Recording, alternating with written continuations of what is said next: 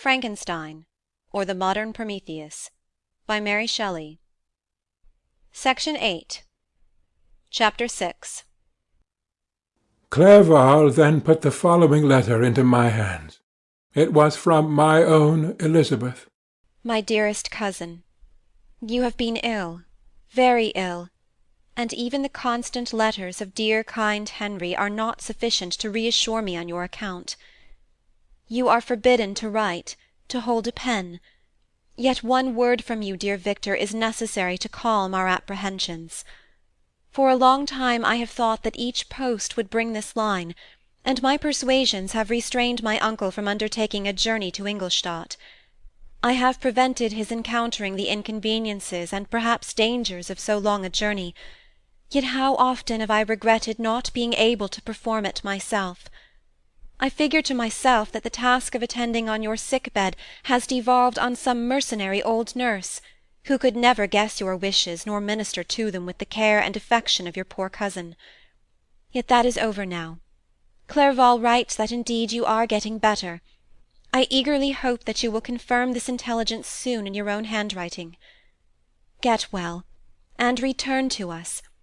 You will find a happy, cheerful home and friends who love you dearly. Your father's health is vigorous, and he asks but to see you, but to be assured that you are well, and not a care will ever cloud his benevolent countenance.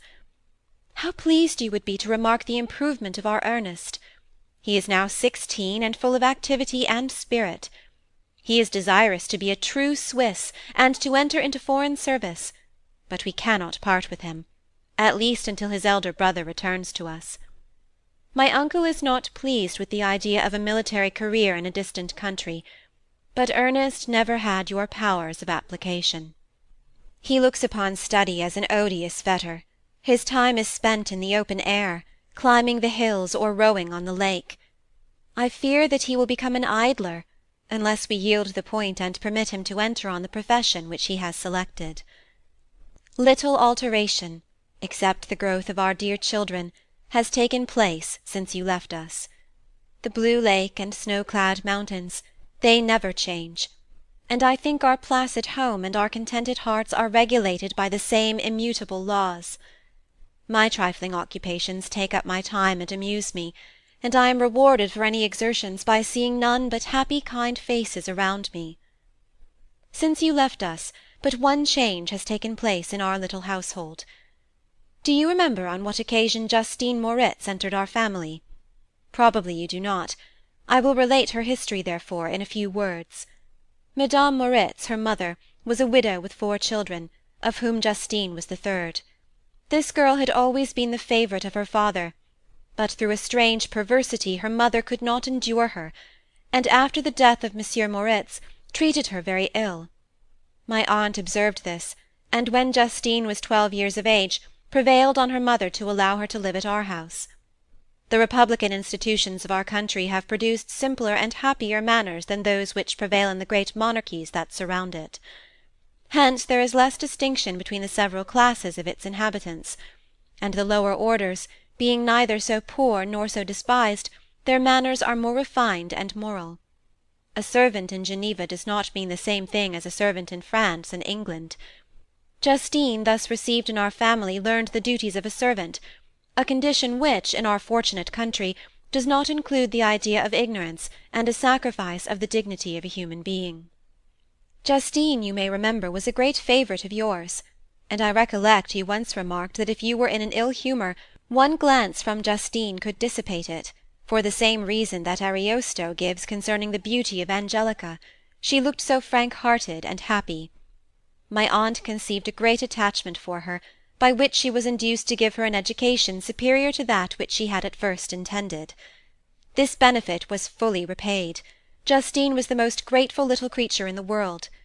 I do not mean that she made any professions, I never heard one pass her lips, but you could see by her eyes that she almost adored her protectress. Although her disposition was gay and in many respects inconsiderate, yet she paid the greatest attention to every gesture of my aunt. She thought her the model of all excellence, and endeavoured to imitate her phraseology and manners, so that even now she often reminds me of her.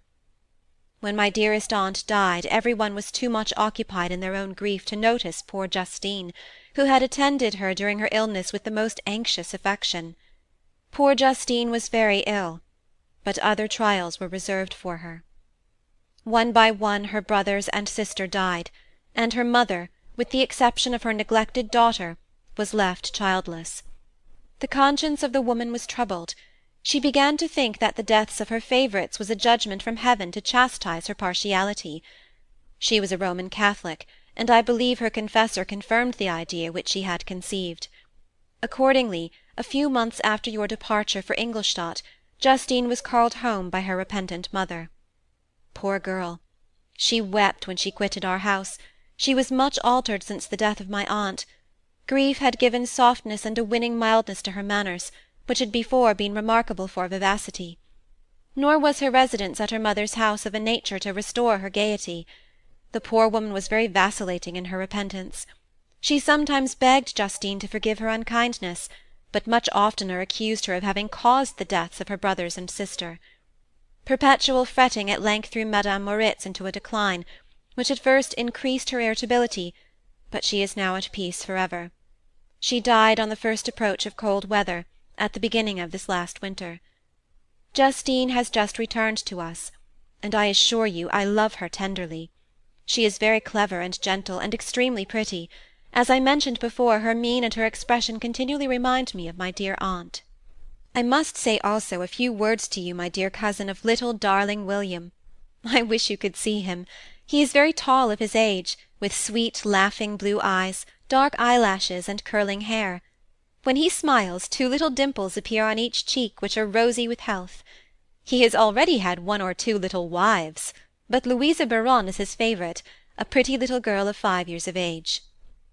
Now, dear Victor, I dare say you wish to be indulged in a little gossip concerning the good people of Geneva. The pretty Miss Mansfield has already received the congratulatory visits on her approaching marriage with a young Englishman, John Melbourne, Esquire. Her ugly sister, Manon, married Monsieur Duvillard, the rich banker, last autumn. Your favourite schoolfellow, Louis Manoir, has suffered several misfortunes since the departure of Clerval from Geneva.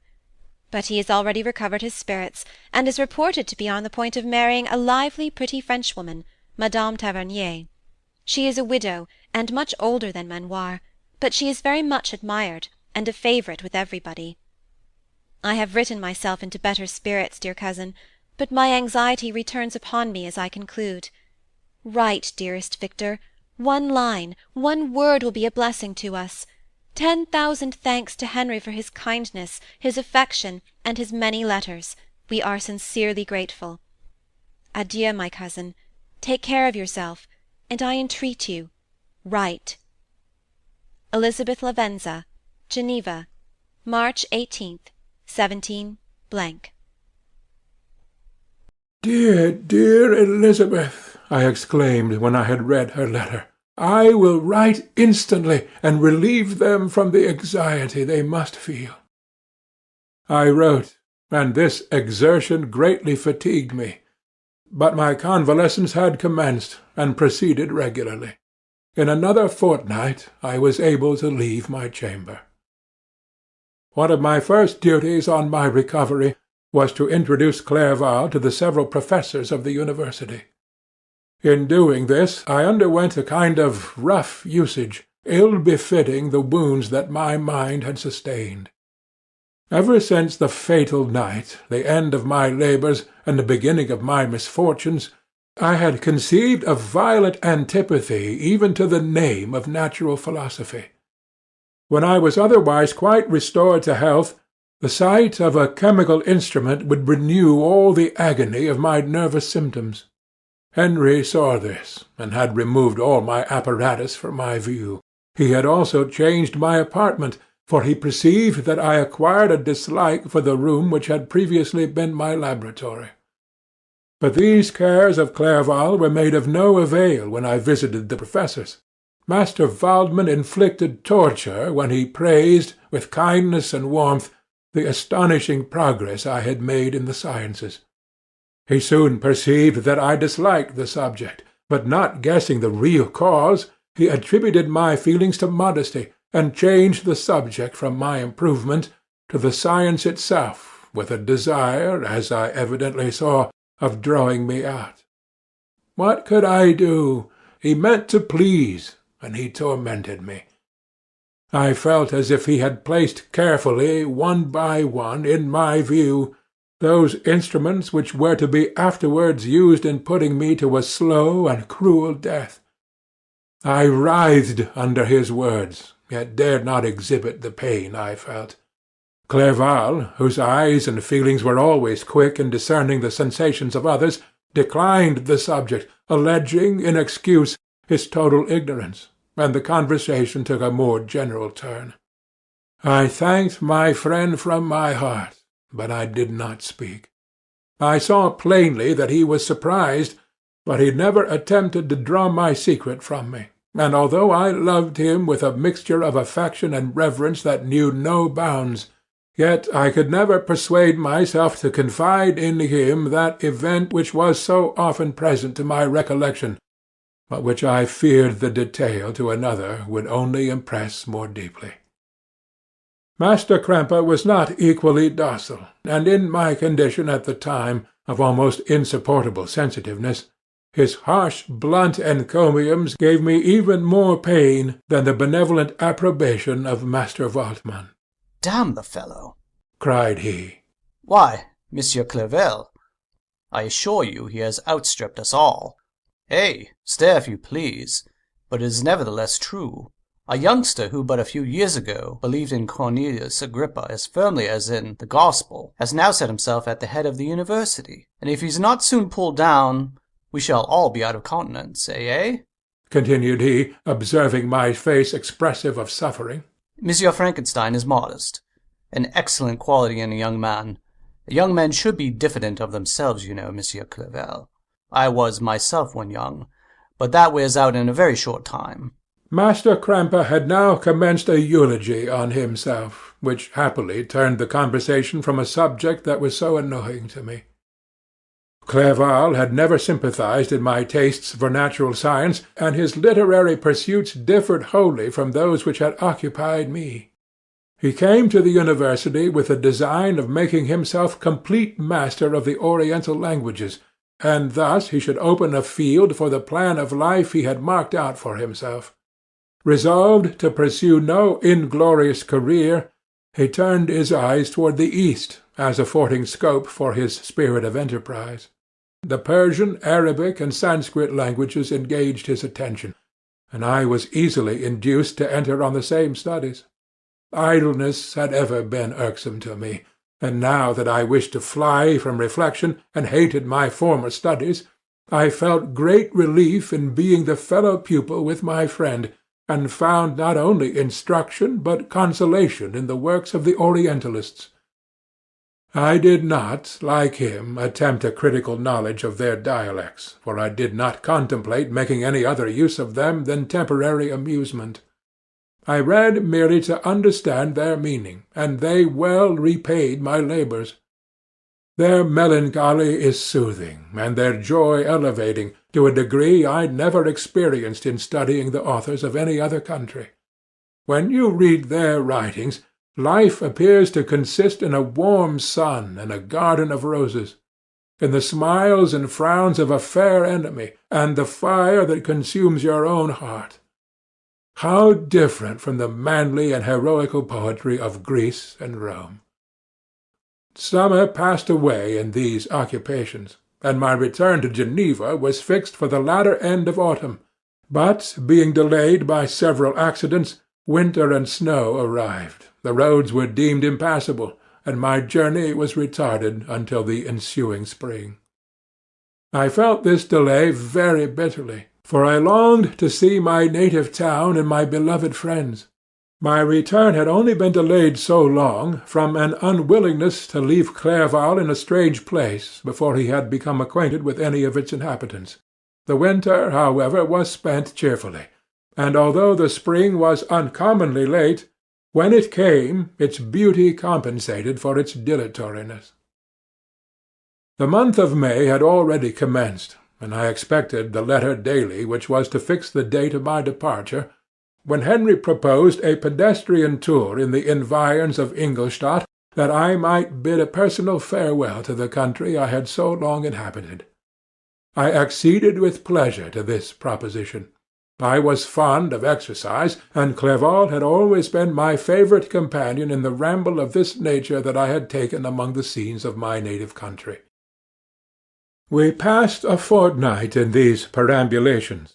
My health and spirits had long been restored, and they gained additional strength from the salubrious air I breathed, the natural incidents of our progress, and the conversation of my friend. Study had before secluded me from the intercourse of my fellow-creatures, and rendered me unsocial.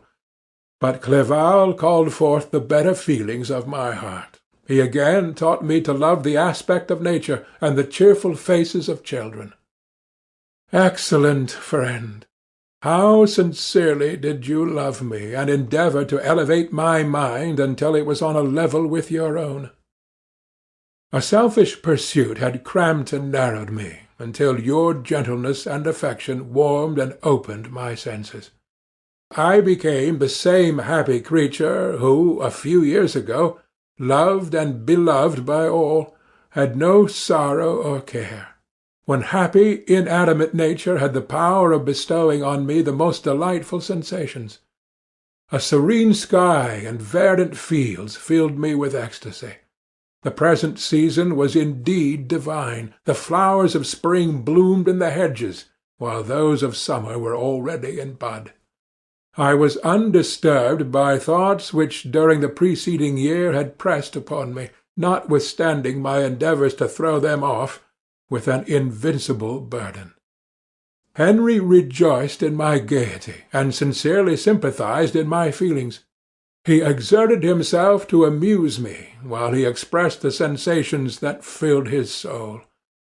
The resources of his mind on this occasion were truly astonishing. His conversation was full of imagination, and very often, in imitation of the Persian and Arabic writers, he invented tales of wonderful fancy and passion.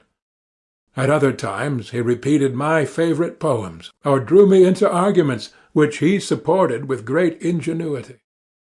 We returned to our college on a Sunday afternoon. The peasants were dancing, and every one we met appeared gay and happy. My own spirits were high, and I bounded along with feelings of unbridled joy and hilarity. End of Section 8.